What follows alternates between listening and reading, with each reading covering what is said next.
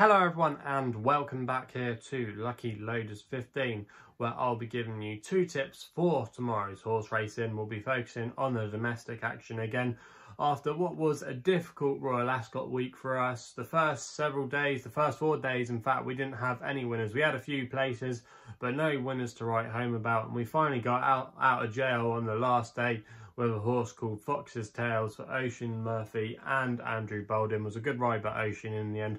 Got a lovely gap up the inside and he took full advantage for that, and in the end he was quite a comfortable winner, so that was a good result. He was advertised at 11 to 1 and was quite well gambled on the day. I think his final SP was 13 to 2, but yeah, that definitely really did help us.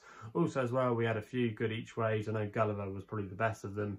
He came in with the extra places at 20 to 1. So Saturday was a much better day for us after what was a dreadful week. I think Royal Ascot this year was quite hard for a lot of punters. You're always going to get those punters that had plenty of winners, but then a lot of people were probably down for the week. I know there was a lot of well-fancied horses beaten, so yeah, I think on the whole, yeah, it was an enjoyable watch, but from a punting perspective, it wasn't my finest hour. Very disappointing for, like I said, the first 4 days, but it was a little bit better for us on the last day, but we were still down for the week. But that's the way it goes. Sometimes you have a really good festival, sometimes you have an average festival, like I said, and then sometimes you have a disappointing one, which this year's Royal Ascot fell into that category for us. So yeah, very disappointing, but fingers crossed we can get back on it tomorrow with the domestic action. And we're going to be going to Chepstow for the first tip. This is where we're going to be going with my nap in the 5 o'clock there, and we're going with a horse called Bounty Pursuit for Megan Nicholls and Michael Blake. At the current time of recording was available at 7 to 2. I'm going to recommend a 1-point win bet here. Now this horse is a little bit of a veteran now. He's 9 years old, but he seems to love Chepstow.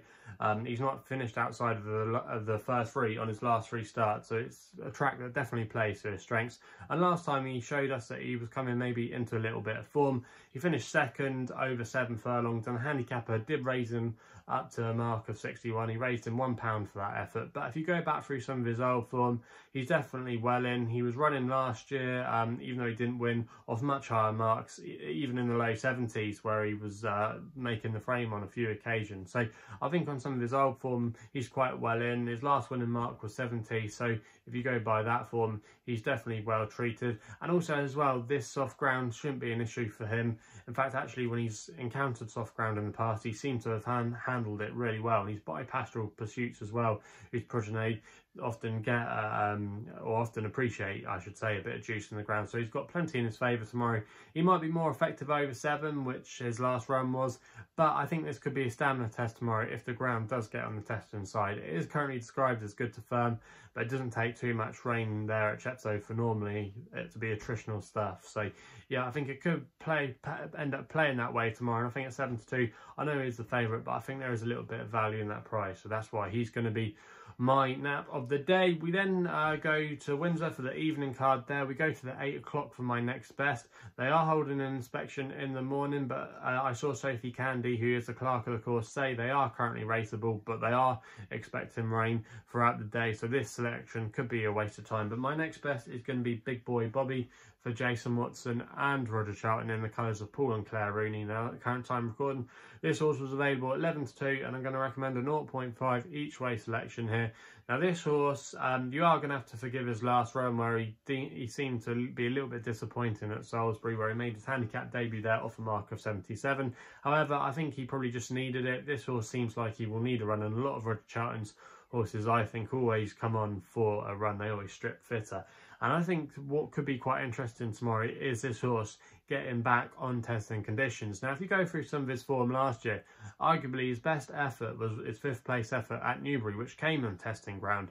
And he was meeting some horses that day that are now much higher in the weights than he is currently rated. He bumped into Alias that day. Title, who was a runner at Royal Ascot. Alias is now rated in the high 90s, and he beat Tasman Bay as well, who ran an absolute cracker as well at the Royal Meeting. So yeah, he's got some good form to his name, especially on that run at Newbury. It was quick round last time at Salisbury that just wouldn't have suited him, but like I said, I think he'll come on for that run, and with the easing conditions tomorrow, he could be a big outsider here. And I think yeah, 11-2, that's not a bad each way selection. Roger Charlton's team, they don't often get off the season in great guns, but these are the kind of horses you normally associate them doing well with, and they're just coming to a little bit of form now. They're not running too badly. Their run to form ratio is quite good. If you go by the Racing Post one, I think he's around about 72%. So there are a few things to suggest that this horse should come on tomorrow and should be there or thereabouts. And I think he can definitely fulfil on his potential from his earlier run at Newbury. So yeah, a lot to like about his chances tomorrow, and that's why he's going to be my next best of the day. So there are the 2 tips for tomorrow's horse racing. If you're still enjoying these videos, remember to hit that thumbs up button and subscribe here to my YouTube channel at Lucky Loaders 15.